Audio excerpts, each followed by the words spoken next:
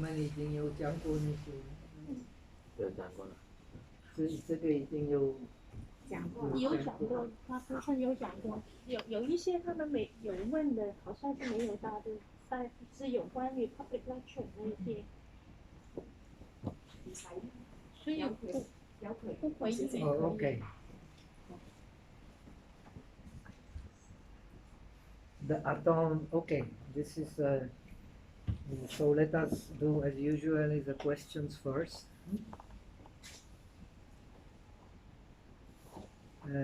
Dear Venerable, is Kalapa implying differentiation? Yes, they are. According to the Theravada Buddhism, there are 4 kinds of Kalapa. And within these 4 kinds, there are also different divisions. So first you have the karma-created Kalapas, which are most important. This is the eye, 10 dharmas in the sensitivity of the eye. Then you have the transparent Kalapas and you have the non-transparent Kalapas, the karma-created or transparent Kalapas. You can find all this material in the Chinking Taolun. So the karma-created Kalapas are the sensitivities of the eye, of the ear, of the nose, of the tongue, which are concentrated in the respective organ, and the sensitivity of the body, which is everywhere. That's why our body is sensitive, because of the sensitivity of the body. Now the sensitivity of the eye is sensitive to the color only, sensitivity of the ear is sensitive to the sound only, and to the nose is only sensitive to the smell, tongue only to the taste, and the body to the, according to Theravada, to the 3 elements. Water belongs to the Dharma Ayatana. So to the earth has 6 qualities: hardness, softness, smoothness, roughness, heaviness, lightness. When you practice a meditation on the elements, you go through your body experiencing these qualities one by one. Then the water, even so it belongs to the Dharma Ayatana, it is part of the Kalapa, and it is the flowing and cohesion. Then you have the fire element, which is heat or coolness. They are all related, quantile. And then you have the wind element, which is the pushing sensation, and the supporting. So all the Kalapas, they have the heavy side and the light side. The heavy side is roughness, hardness, heaviness. The light side is the opposite. Again, the heavy side is the coolness. The light side is the heat. The heavy side is supporting of the wind, and the light side is movement.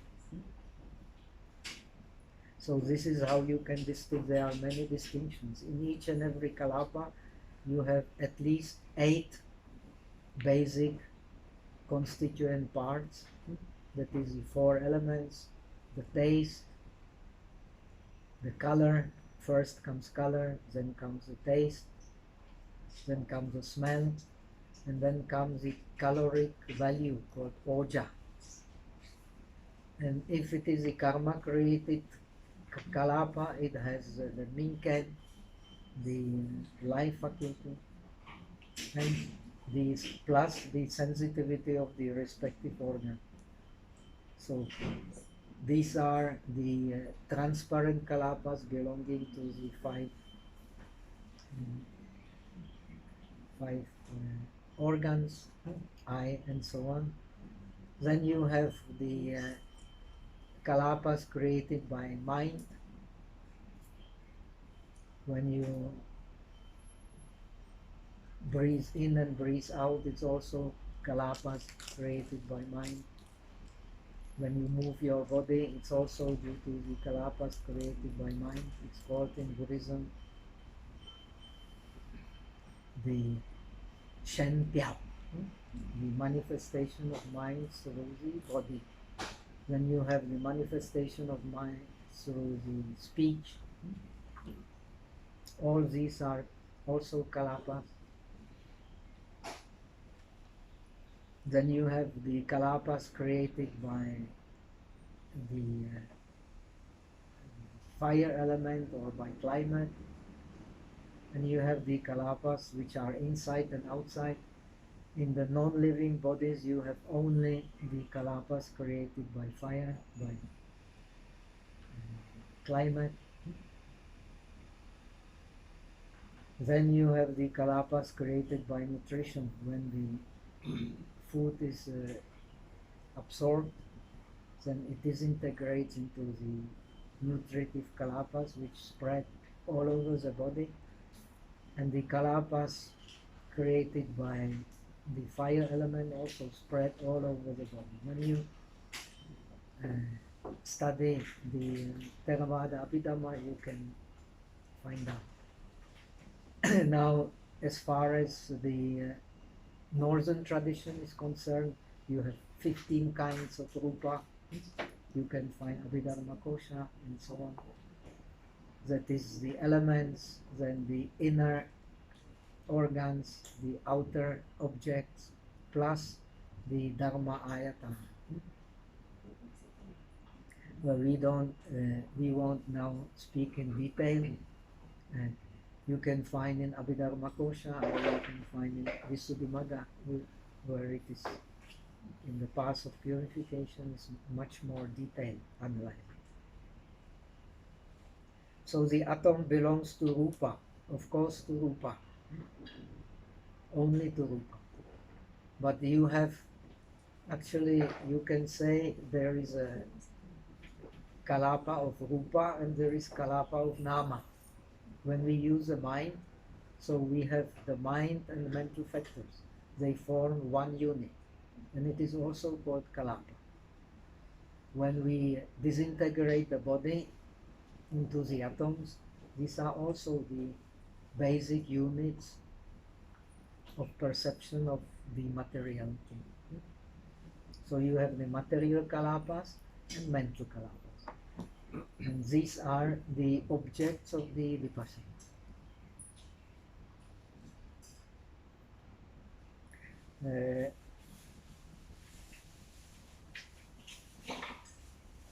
So now the Kate question, very interesting story. Dear Venerable, can you explain again about the hard base in Abhidharma?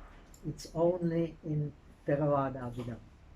And this is object of criticism of the Yogacara especially. The Yogacara very vehemently rejects the idea of the Hadayavatu. But actually the Hadayavatu is a meditation experience. And because in the northern tradition or Sanskrit tradition, the meditation of the elements for some reason or other has been lost or is not discussed in detail in any scriptures known to me. So this Hadayavatu is actually, if you practice according to the Theravada tradition, you will see the Hadayavatu. It is also karma created kalapa or kalapas, which are based in heart. So they are the vatu, which means base of the mind, while the door of the mind is bhavanga. So the Pali Abhidhamma distinguishes between the mind, the door, and the mind base. The mind door is bhavanga. The bhavanga has to be interrupted in order that a mental process can arise in the mind. And then you have the hard base, which is in this Pali tradition material. Some scholars have identified it with nerve system, which is based in heart. As you may know, in Eastern philosophy, the brain has only a supporting function. The mentality is based in heart. This is common to Eastern philosophy, Indian, Chinese both. Why?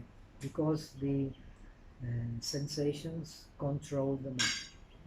The worldly mind is completely based on sensation. So the process of liberation is the process of going beyond sensations.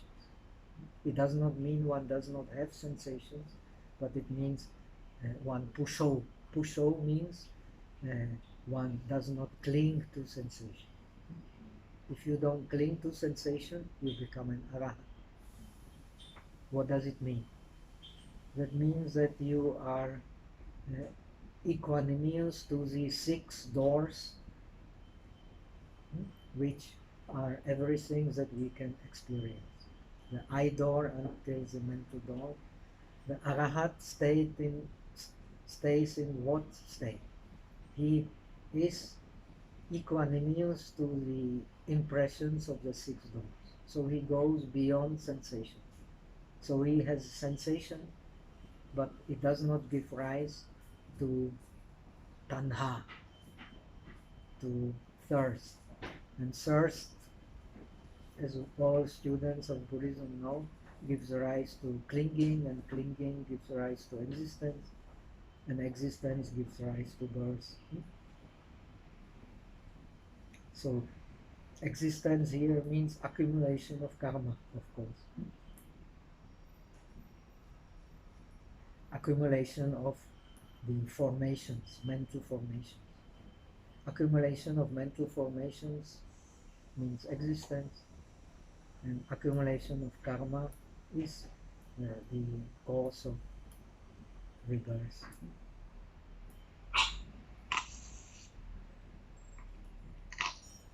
Which stage does the heart base function in the 17 moments to support the mind consciousness? So in the process of mental processes, we don't speak about the heart base, we speak about the mind door, which is bhavanga.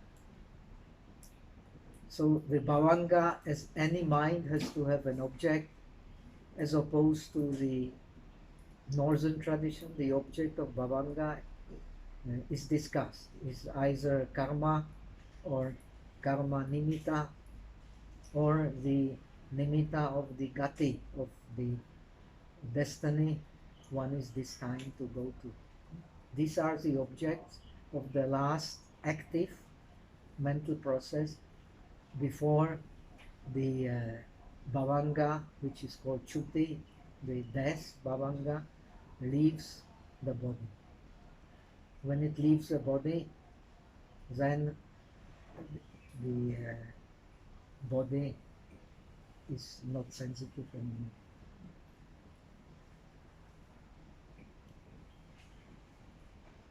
That is why the heart base has been identified with the nervous system. When the nervous system does not function anymore, the body is not sensitive anymore.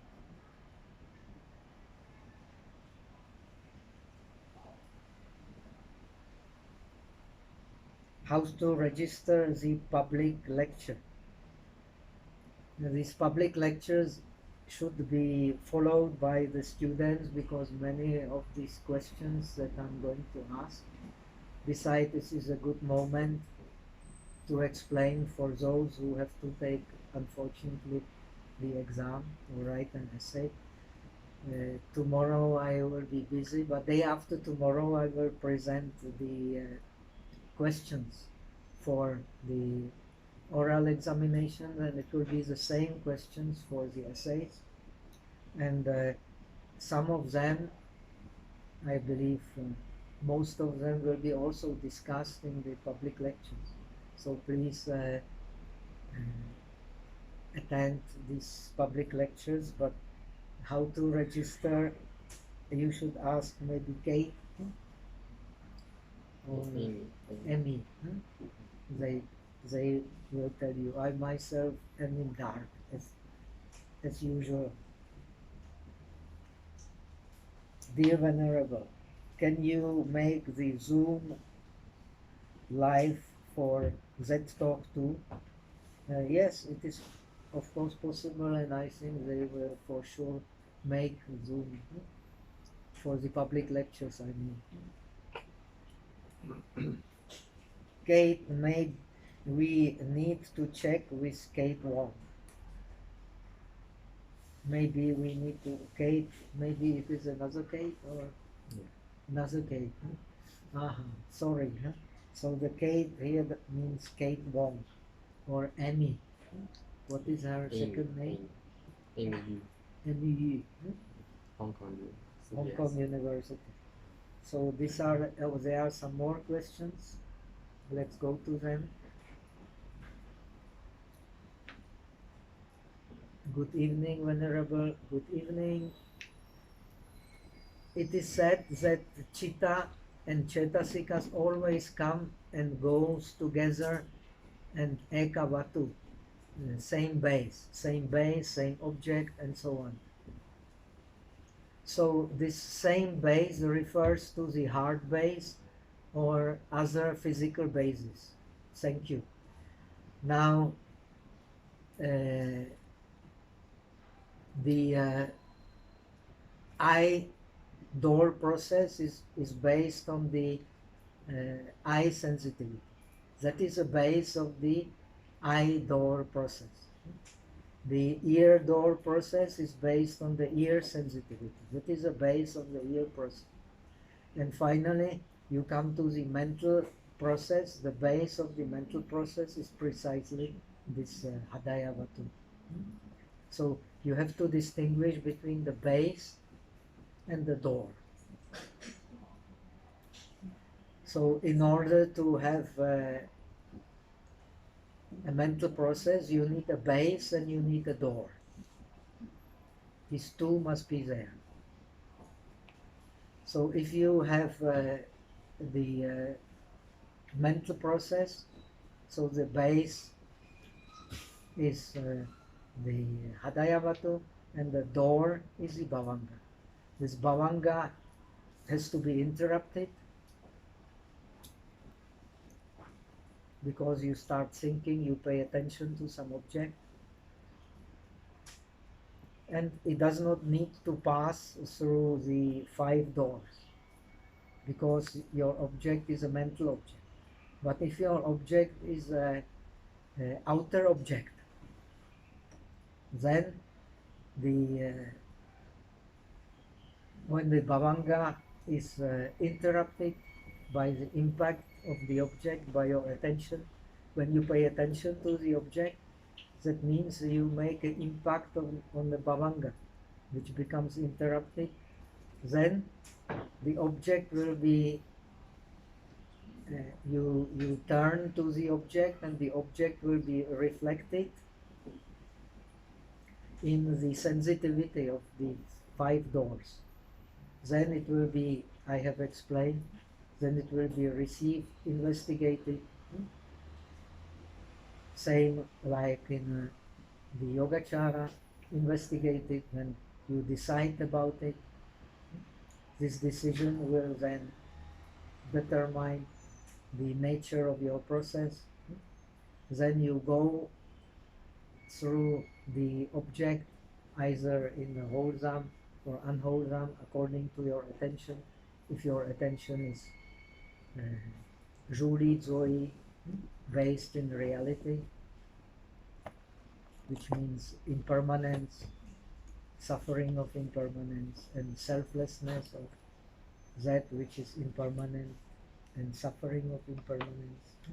Or it will be unwholesome process if you have a mental perversion, the opposite. You see the permanence in impermanent, the joy and bliss in that which is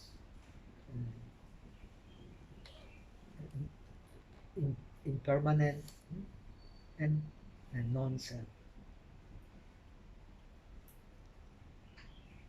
Okay. Any sutta or nikaya give some details relating to the heart-based explanation. Actually, this explanation you will find only in the last book of Abhidharma, in the 7th book of Abhidharma, called Patthana, the relations. Even in the early books of Abhidharma, you don't find it. So it must be later. It has come to Theravada Buddhism much later. After the first books of Abhidharma, Dhammasangini and Vibhanga were already there. So it is much later development, and again it is a result of certain meditation, namely meditation on the 4 elements, according to the Theravada. Only if you practice according to the Theravada, you will be able to experience the heart base. If you don't practice according to Theravada, if you don't break the kalapas into the constituent parts, then you will not experience. If you break the body to the constituent parts, to the kalapas, you can experience. It is even the shape is described in the scriptures, and you can experience it in meditation if you meditate on the 4 elements. It is the shape of, it is like a dark colored blood in the heart, in the shape of the overturned lotus. It is described in the scriptures. And it is, of course, the meditation experience of the yogis who meditate in a certain way. If you don't meditate in a certain way, you will not experience it. That is why it is now we are learning the Yogacara perspective. This perspective is very important. It shows very clearly that whatever is differentiated can only be a worldly reality. It cannot be the highest reality. So this heart base can be differentiated if you meditate in a certain way, but it exists purely in the worldly reality. It does not exist in the highest reality. Now, the Madhyamika, Yogacara all came because the Abhidharma started to identify these chittas, cetasikas, the rupas, and the chitta viprayukta samskaras, Shin, Wuxiang, Yin, Xing, with the highest reality. So the Yogacara is a very pertinent reply on this. You cannot identify these dharmas with the absolute reality, because if you meditate in a certain way, you will analyze in a certain way. If you meditate in another way, you will also analyze in another way. So this Yogacara understanding is indeed very pertinent, but still we need the emphasis on Buddhism is we need to penetrate the nature of the worldly reality in order to not to be mistaken about the highest reality. If we don't penetrate the real nature of the worldly reality, what will happen? We will be deluded about the highest reality. So the result will be what is happening very often. We will then have one-sided view of the religion and think that only this is true. Only Quran is right, only the Bible is right, New Testament is right, only Old Testament is right, only this school of Abhidharma is right, only that school of Abhidharma is right. To avoid this, then the Madhyamika and the Yogacara philosophy is very, very important. You cannot mistake the worldly reality for the which is impermanent, for the highest reality, which is beyond impermanence. So still, it does not mean that all these things are worldly reality. We don't need to study them. They are very useful, but they are very useful not for in order not to be mistaken about the highest reality.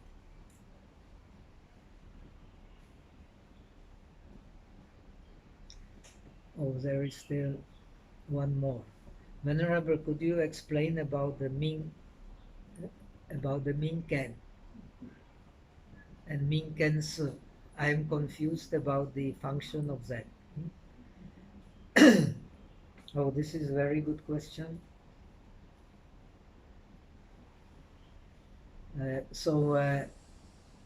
According, this is again, Minken is a very mysterious Dharma. We know that the Buddha has relinquished his Minken 3 months before his death. What exactly he relinquished is sometimes very difficult to guess, but it definitely has to do with the concept of chi, prana. Now the function of Minken is to protect the mentality. This is the job of the mental Minken, mental life faculty, and to protect the materiality, which is the job of the material Minken. So they are described in the Abhidharma like the wet nurse who put the baby to the breast, and the baby feels very secure. So when there is a Minken, so our body and our mind also feel very secure. Now, according to, for example, according to Vinaya, the bhikkhu should not hurt the plants. That's why when you go to Theravada countries, you will see everything has to be offered, given into the hands of the bhikkhu or bhikkhuni. Otherwise, she is not allowed, or he is not allowed to eat. And he is not allowed, or she is not allowed, if she is a bhikshuni, to harm plants. Now, according to Buddhism, or Indian philosophy, the harms are, the plants are ekindriya. That means they are the organism with only one indriya, with only one faculty, and that is this rupa Minken, rupa life faculty, rupa jivitendriya. So the plants, because they have rupa jivitendriya, they live. And this life of the plants, you can see it. They expand and shrink, expand and shrink, like our body, same. Our body also has a jivita indriya. So all our cells, they are expanding and shrinking. That's why we can know that our body is alive. When we get a cancer, so these cells you can see under microscope, they stop expanding and shrinking, they become dead cells. So this may be very pertinent for the present problem of corona. It makes also it kills the healthy cells, which can cause troubles and up to death. So as long as there is the material or the mental minken, so the organism is alive, which is manifested by expansion, shrinking, expansion, shrinking.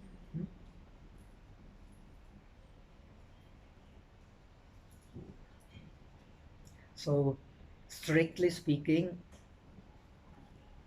according to Buddhism, the killing means the killing of organisms that has a mind.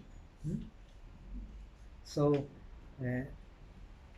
from the Buddhist point of view, harming the plants is not should not be considered to be wrong. But because of when you study more Indian philosophy, Buddhism has received a lot of influence from Hinduism. Hinduism has received a lot of influence from Buddhism. And in India, the intellectual class were Brahmins. And it was a common Brahmin belief that the harming the plants is harming the life. So Buddha, even so, the Abhidharma clearly explained that it is not a bad thing to do, harming the plants. So Buddha made a concession to the Brahmins because finally the most important part of the society are the intellectuals. And all the most of the great Buddhists, they were also Brahmins. Even the Shariputra, Maudgalyana, they were Brahmins. The Nagarjuna was Brahmin. Asanga was Brahmin. Shantideva was actually Kshatriya. But most of the great contributors to Indian science, philosophy, yoga were actually Brahmins. So Buddha also made many concessions to the Brahmins, and you will find it in the Mahayana literature especially, like Len Yenjing, not eating the five substances. It is a purely Brahmin concept, the five substances. But because the Brahmins were very influential in Indian society, so they, and maybe many of the writers of the Mahayana Sutras were Brahmins also. They converted to Buddhism. So always made concessions to the Brahmins, to the ideas of the Brahmins, and to the Brahmanical philosophy. On the other side, Buddhism also, in its history, accepted more and more from the Brahmanistic view. Original Buddha was a great reformer against the Vedas, against the Vedic rituals, but finally they were also accepted into Buddhism. And the early Buddhism, when you see its architecture, they never had any statue of Buddha. They never had any Bodhisattva statues. It came also under the influence of the Indian society, Indian Okay.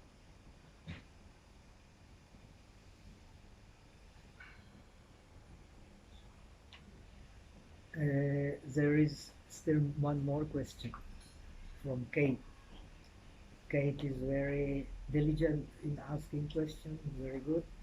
Some say that the theory of heart base may identify with the cardiac theory or other tradition outside Buddhism. How can we clarify the similar and different between them?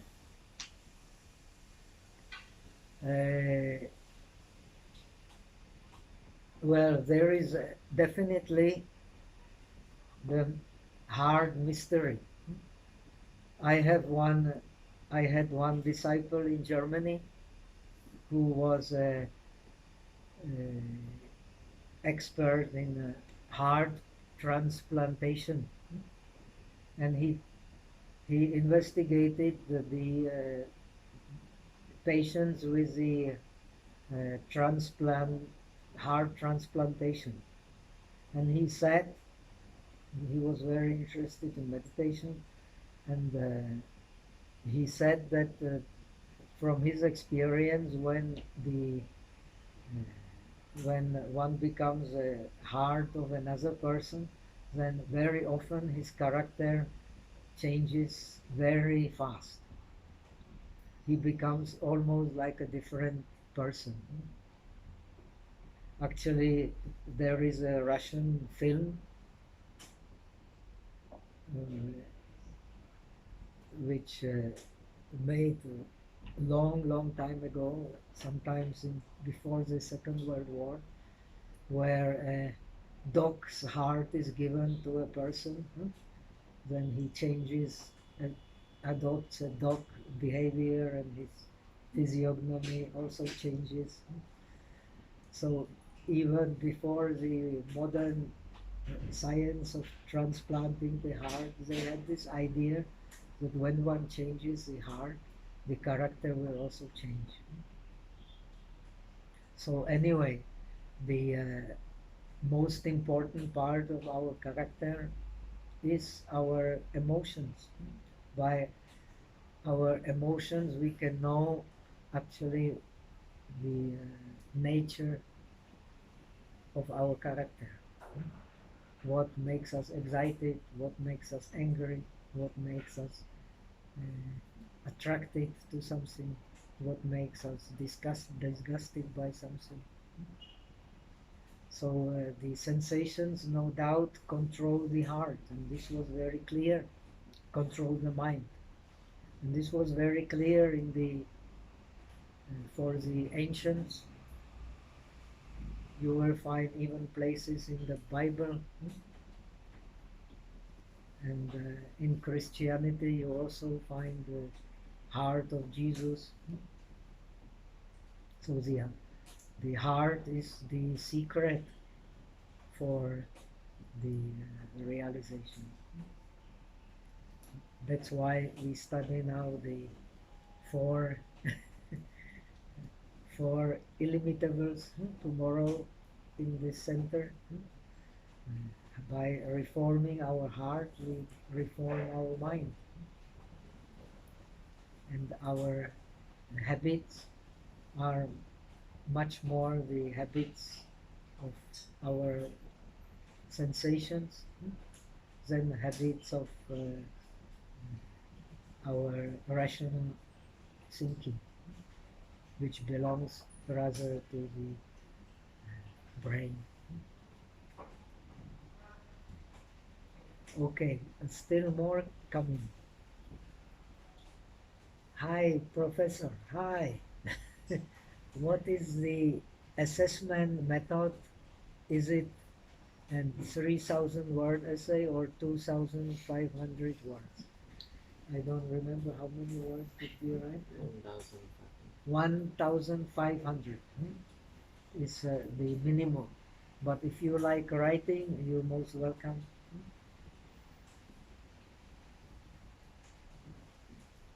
Okay.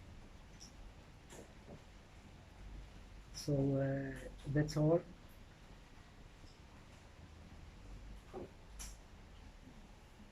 So now we come to the lecture number 9, right?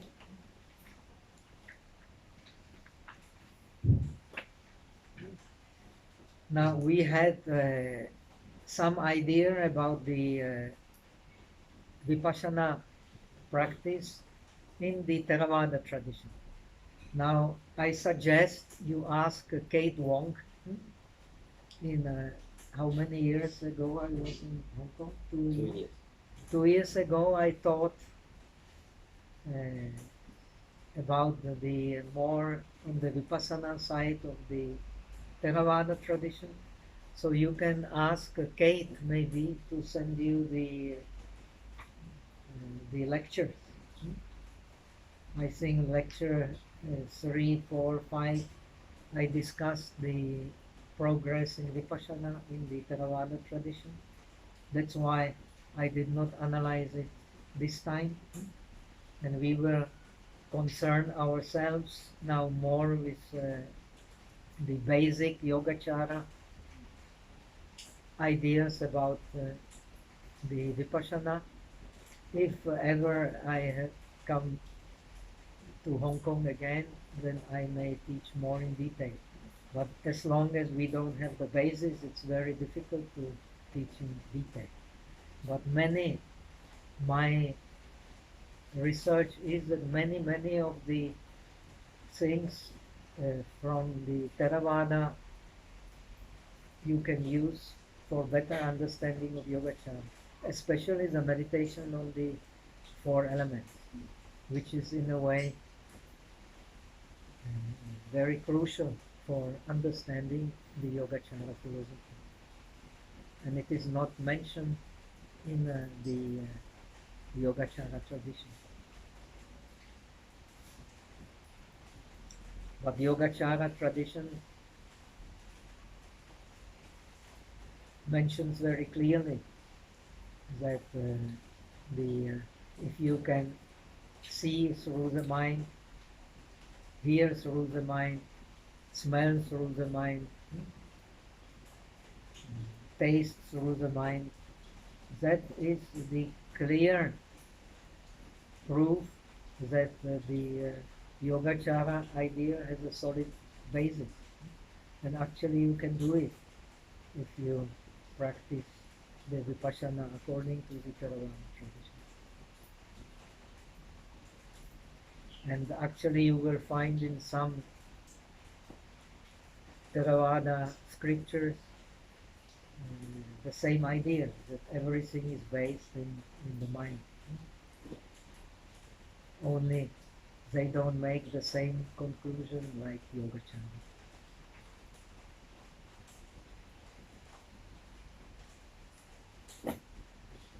Also very important to understand that the Yogacara is very often misunderstood, even by some very excellent scholars. The Yogacara is not a kind of a complete idealism. Yogacara is a very realistic philosophy. The outer does not mean, Yogacara does not say that the outer is completely non-existent. It is only the worldly reality. Understanding it as a worldly reality, same as a mind which differentiates the outer object, brings you then to correct apprehension of the highest reality, which is non-dualistic. Whether you understand it like that or not, it is non-dualistic. This is very reasonable.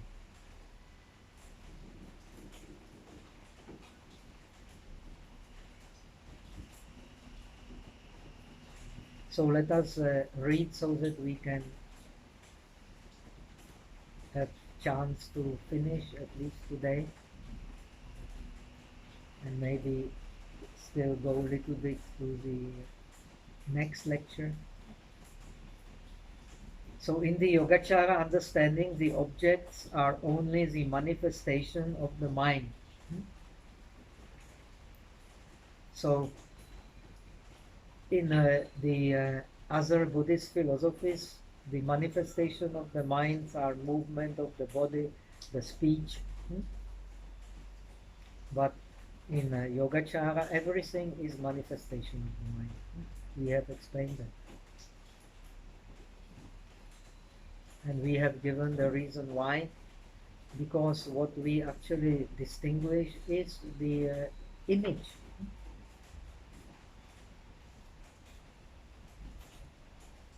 The object of our first impression is already not there.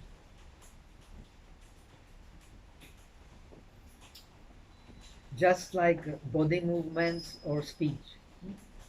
So these body movement, speech, they are the rupa kalapas. Don't mistake them for mind kalapas. They are rupa kalapas. And they are the mind created rupa kalapas. Like the in-breath and out-breath.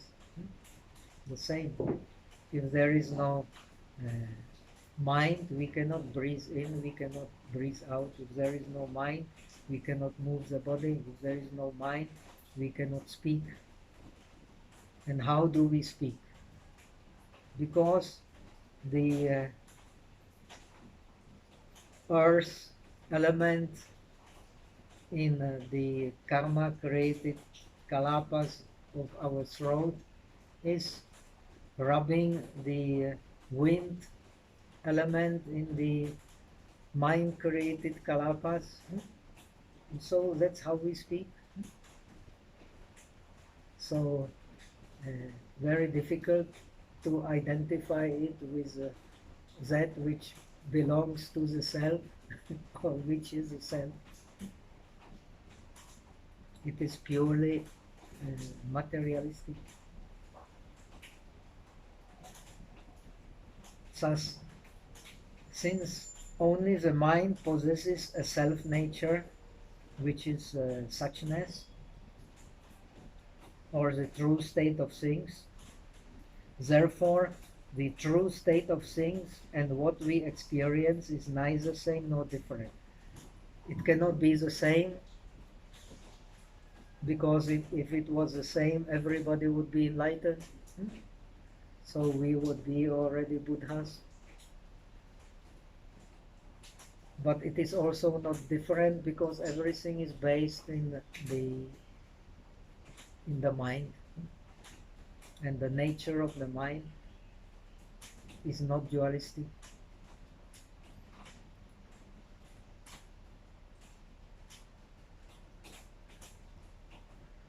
We have made it dualistic by identifying our images with the outer objects.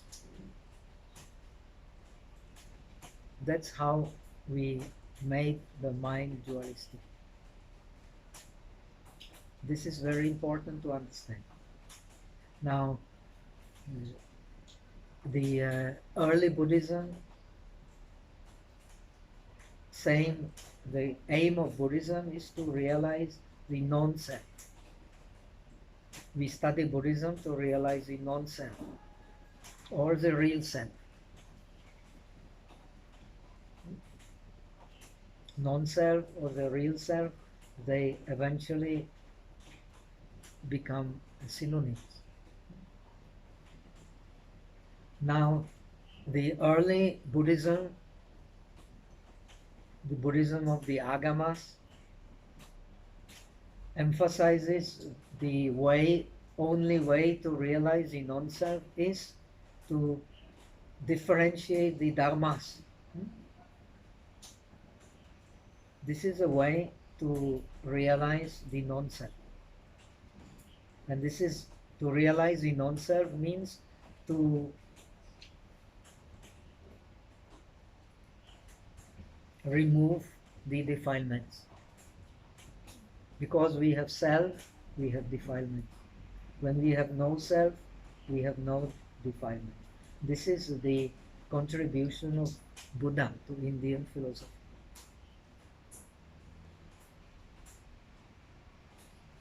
Now, to find the non-self, you break the self into the constituent parts, which are called dharmas. And you will not find any self, like you have a chariot or a car nowadays. You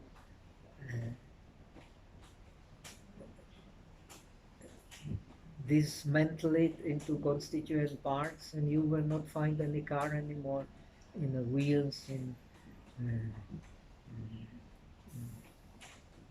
all the gadgets that the car is composed of.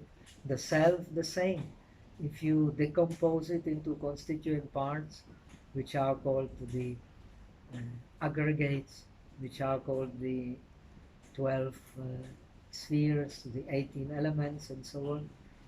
So, the in early Buddhism, the 5 aggregates are the cause.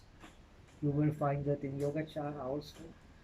The 5 aggregates are the cause of the self. No self without the 5 aggregates. And the 12 ayatanas, they are the condition of the self. And the spheres, 18 spheres, they are the elements of the self. So when you decompose the self, nothing will be there like a self. Now comes the philosophy emphasizing rather the path to Buddhahood than the path to Arhathood. Now, the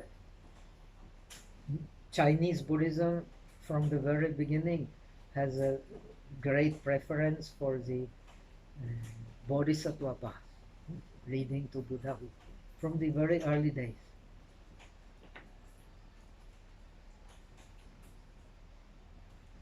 Now, the Bodhisattva path is based on the ideal of the Buddha.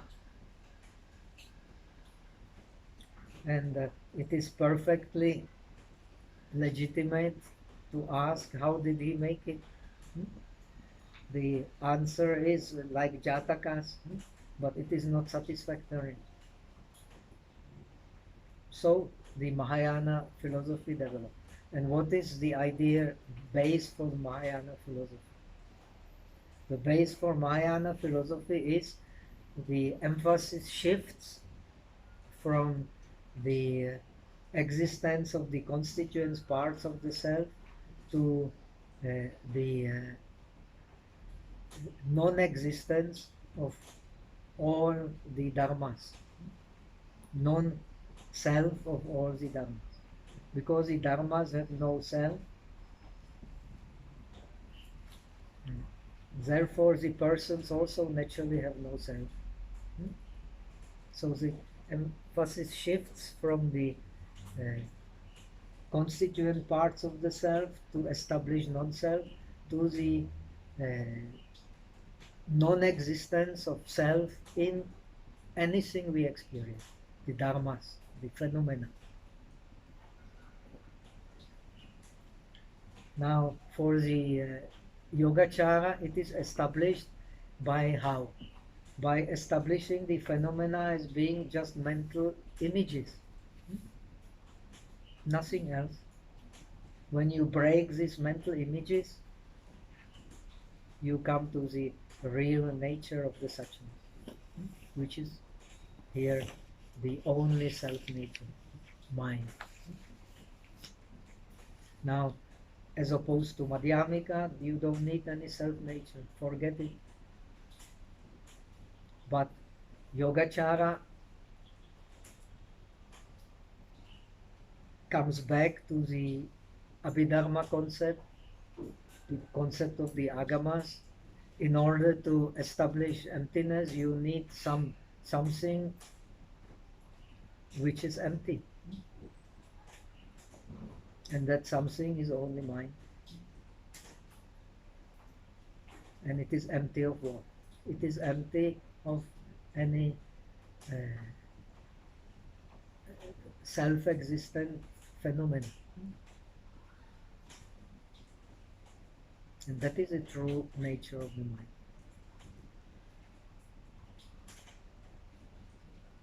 The self-existent nature of phenomena is the paratantra, pianchi shin. And we see the world through this pianchi shin. So our world is like a dream. Our itachi is a dream.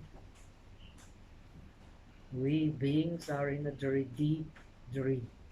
And the pragya paramita is meditation in the dream. Understand the dream as a dream.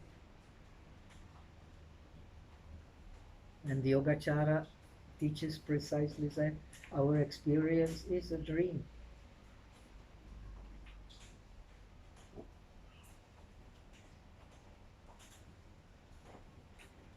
What we identify with is of the same nature like the dream object. It is the images.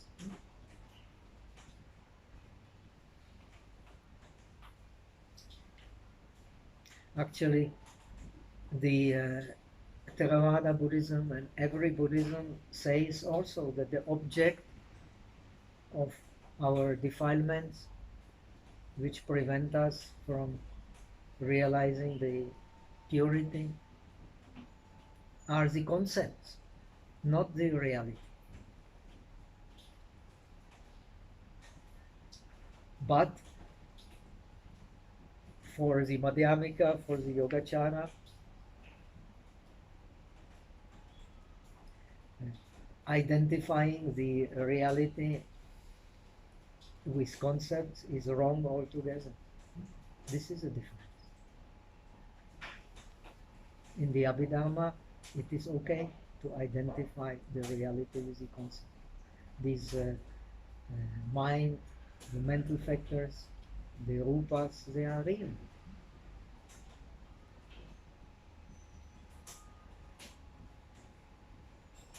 So please think about it and make it clear inside.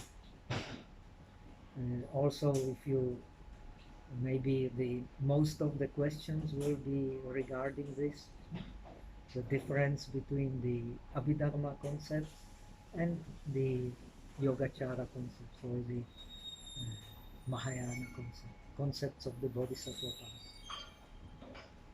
So I will definitely give some questions regarding this.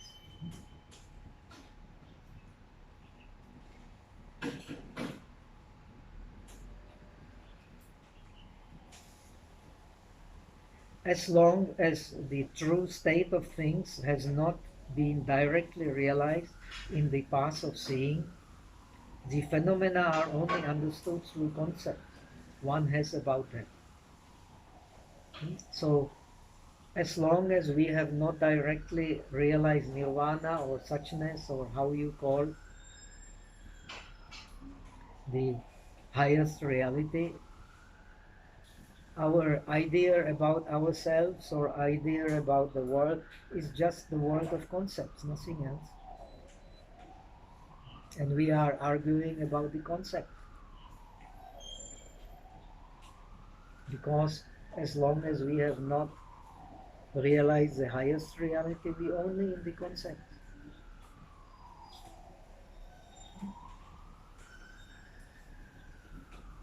This is very important to understand. So, Buddhism teaches that actually we are deluded about the relative reality. We think we understand the relative reality, and this is our tragedy.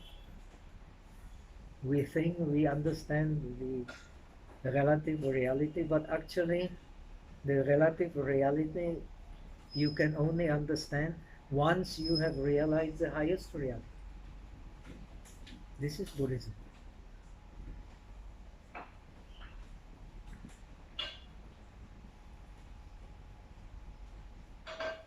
The relative reality we cannot understand because it is not as we see it through the concept. But it does not mean the conclusion in the agamas is not that we should take the concepts as something false, take the names as something false. The conclusion is use the concepts and not cling to them.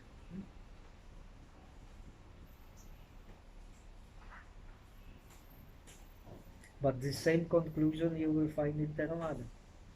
But only the concepts are part of the reality. They are inseparable from the reality. But once in Yogacara, once you have separated your experience of the real reality, relative reality, from the names you impose on it, you are in the highest reality, in the perfect reality. You are in the samadhi of emptiness, which belongs to the pienchi, to the parikalpita.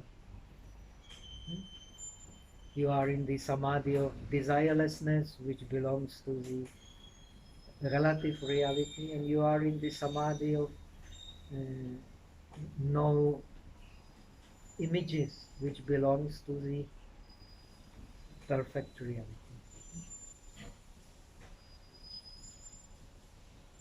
In the perfect reality, there are no images to hold to. But we hold to images. That's why we believe that the outside is different from the inside, and that we can understand the relative reality.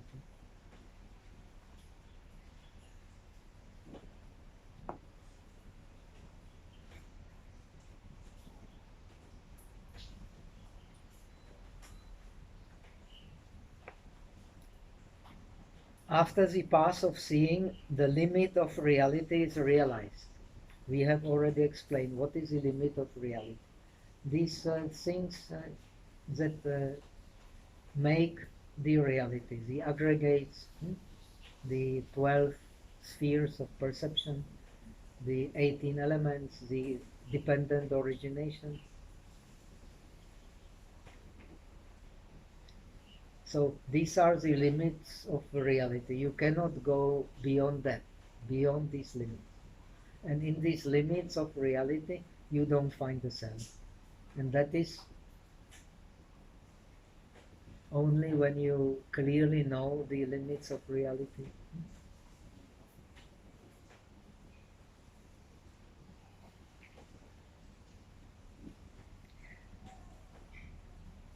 That is all things that can be known in the world. So emphasis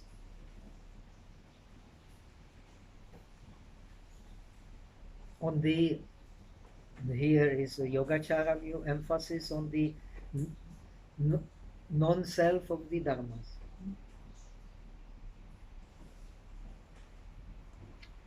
Reality of suchness in the highest sense and suchness of all the phenomena. What is the highest realization? Non-dualistic realization. In non-dualistic realization, the relative reality and the highest reality are the same. This is the state of Buddha. This is to be realized. If you want to be Buddha, you cannot see the relative as something different from the highest.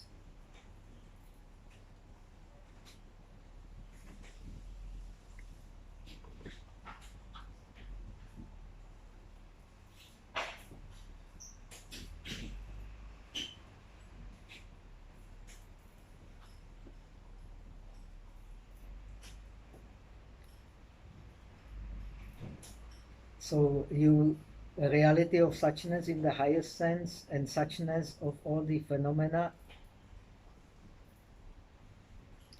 in accordance with the four principles. They come very often in Yogacara,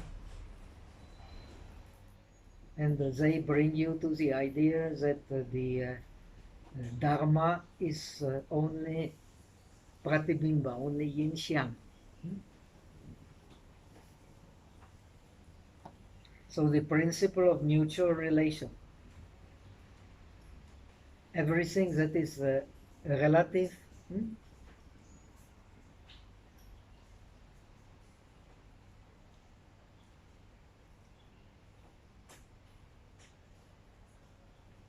so it means that whatever appears in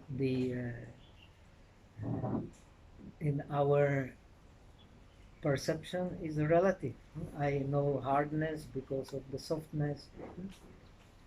I know sensation because of the quality, material quality. Everything is interrelated. Nothing exists by itself. Because everything is interrelated, therefore what you catch is actually empty of self-nature.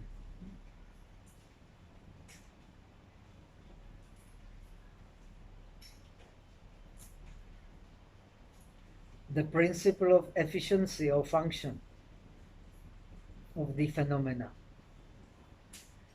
So everything in our experience which really exists has to have a karya, has to have the zuoyung, has to have efficiency. So what you do, you should understand in terms of the efficiency. You have obsession with some object you want to possess, then you need to meditate on the impurities. You have a lot of anger, you need to meditate on the metta. Everything you put in mind has a certain function.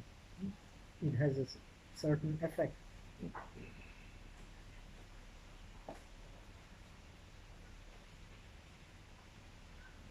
The principle of realization by a direct vision or inference.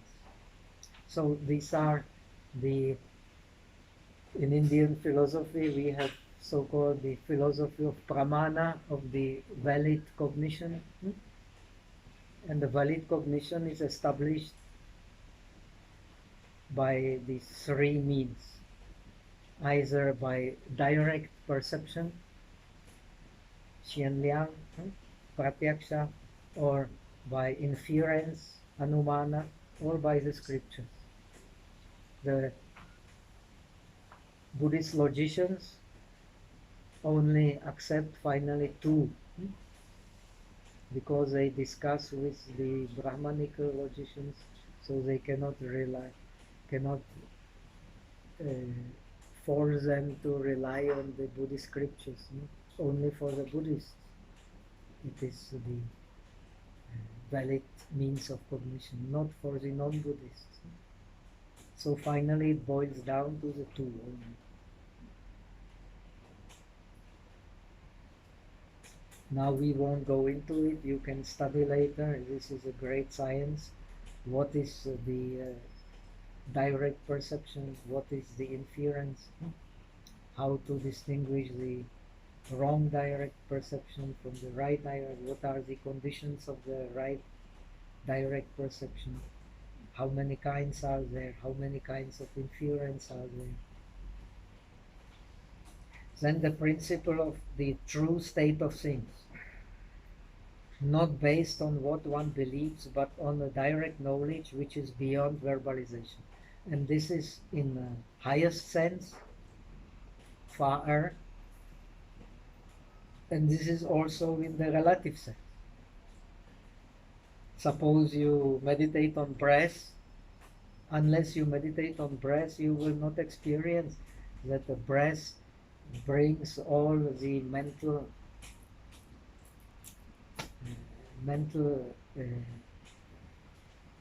they call it japa, the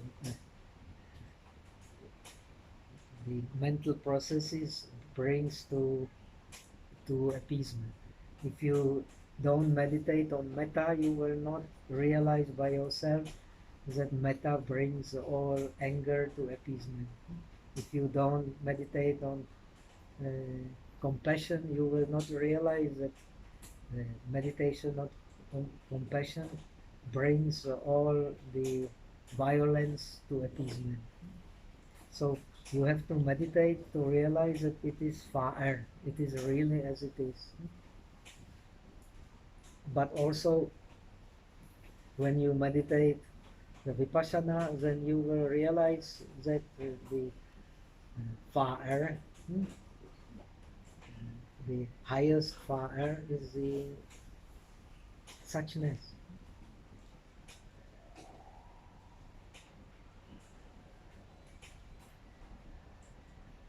So one practicing ardently with these three objects. So now you have path of seeing, you have the third object which we have explained. Vastu Paryanta, which means the all inclusion of the objects. All inclusion of the objects in the sense of course, it comes together with the inclusion of suchness. You only know all-inclusive objects as non-self when you know suchness. When you know all-inclusive nature of the objects, you will realize their particular nature. When you know the suchness of the object, you will realize their common nature, which is selflessness. Common nature of all objects is a selflessness. And mind is suchness because it is not an object. This is the secret of the mind. You have to... What mind is an object? The worldly mind only. Why it is not an object? You should know very clearly. Because the object is something you can grasp. What you cannot grasp cannot be an object. In Sanskrit language, the object is literally alambana, from the root lam, which means hang. What you can hang your mind on, that is an object. But a nirvana you cannot hang mind on. The suchness you cannot hang mind on. Therefore, when you realize the nirvana, when you realize the suchness, you go beyond the bondage of the object. Because you are in the realm which you cannot receive to show. What you can show, what you can receive, lingna, it's only the worldly realm.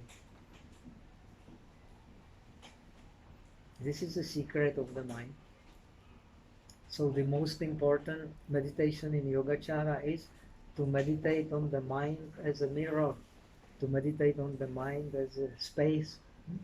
That is the nature of the mind. You search for the mind, you will not find the real mind, you will not find. This is the beginning of Zen. Hui Ke got the transmission by not finding the mind. Not finding the mind means finding the self nature.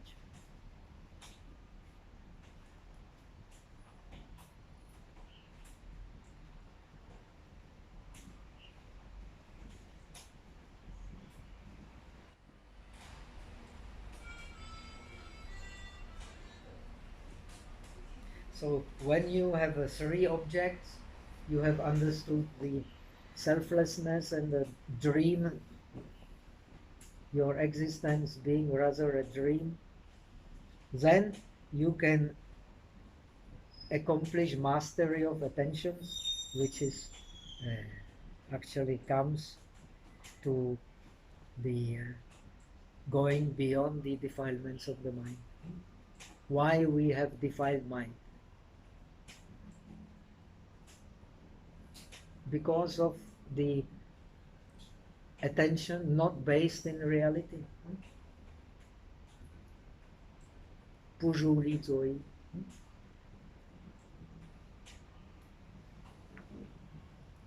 When you have liberation from the defilements, no matter whether Shravaka, disciple liberation, the Bodhisattva liberation, no more Pujuli zoi. But the sphere of Juli Zoi is much larger in the Bodhisattva path than in the Shravaka path. We have explained that before.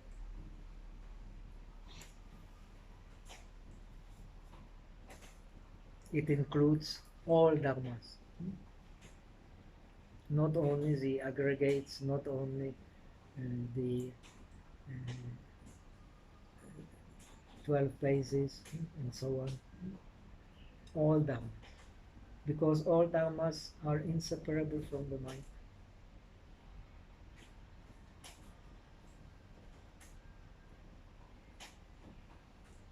Such a disciple yogi will have accomplished the shamatha and vipassana practice in 3 aspects or stages or divisions of practice called the 3 kinds of awakening.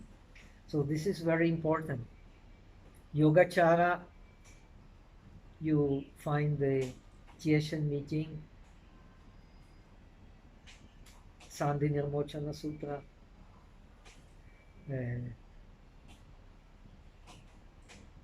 the Bodhisattva. What is the shamatha vipassana practice of a Bodhisattva?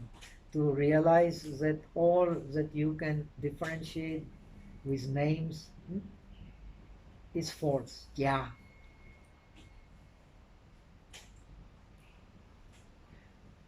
But after this 6th chapter of the Sandhi Nirmochana Sutra, after this, how do you study Buddhism? How do you study Shamatha Vipassana? Studying the 12 sections of the Tripitaka. This is your reference. It may seem contradictory, but it isn't. Everything we distinguish by 6 consciousness is not a real object, but by 6 consciousness we become realized. It may seem as a contradiction, but it is not a contradiction. In order to realize the 7 consciousness, the 8 consciousness, we have to rely on the 6 consciousness.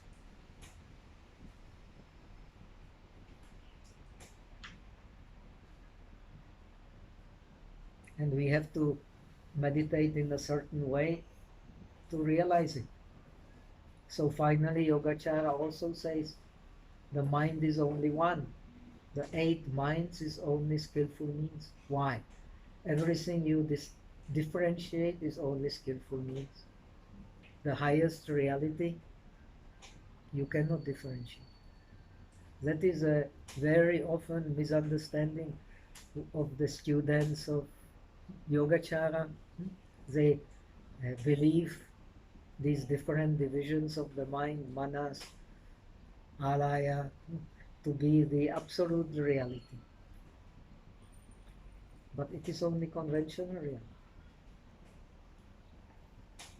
But through penetrating the conventional reality, we get understanding of the highest reality. And highest reality is one. Cannot be 2.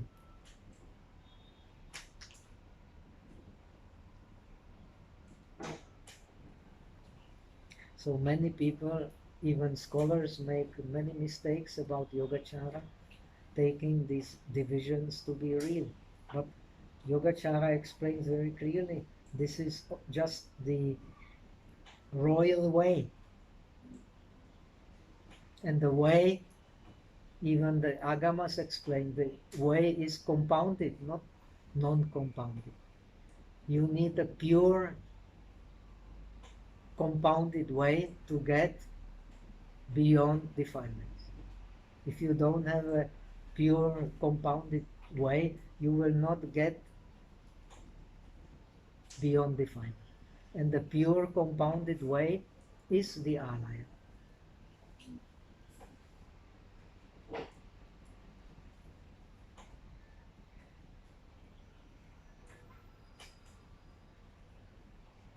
Such a disciple yogi will have accomplished the shamatha and vipassana practice in three aspects or stages of divisions of practice called three kinds of awakening.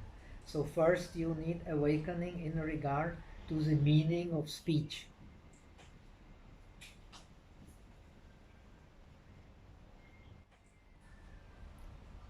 So you have to understand the fa, and fa according to Yogacara is Ming, Ji, Zi, Pie Xiang, Kung Xiang. That is fa.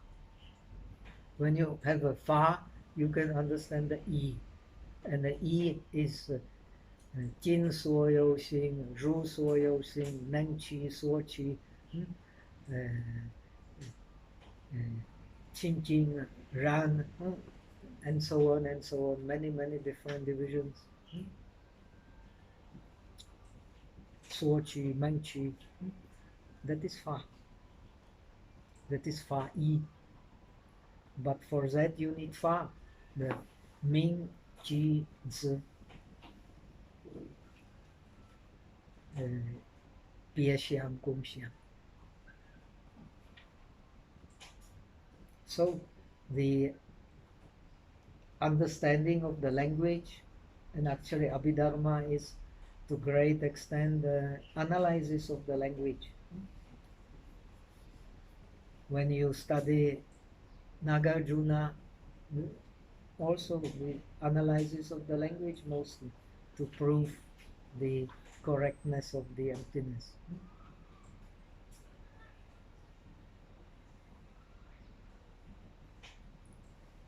Awakening in regard to the limits of reality.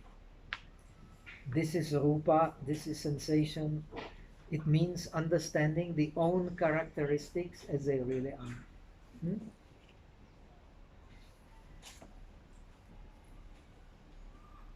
And awakening in regard to the true nature of reality in terms of common characteristics.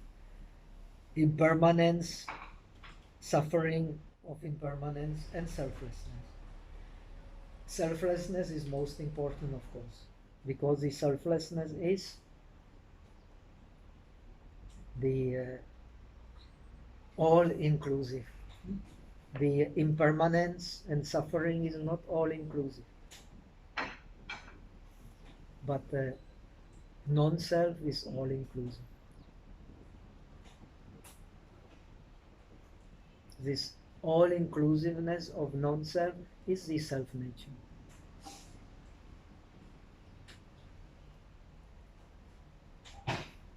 So now let us make a short break before we continue. 15 minutes.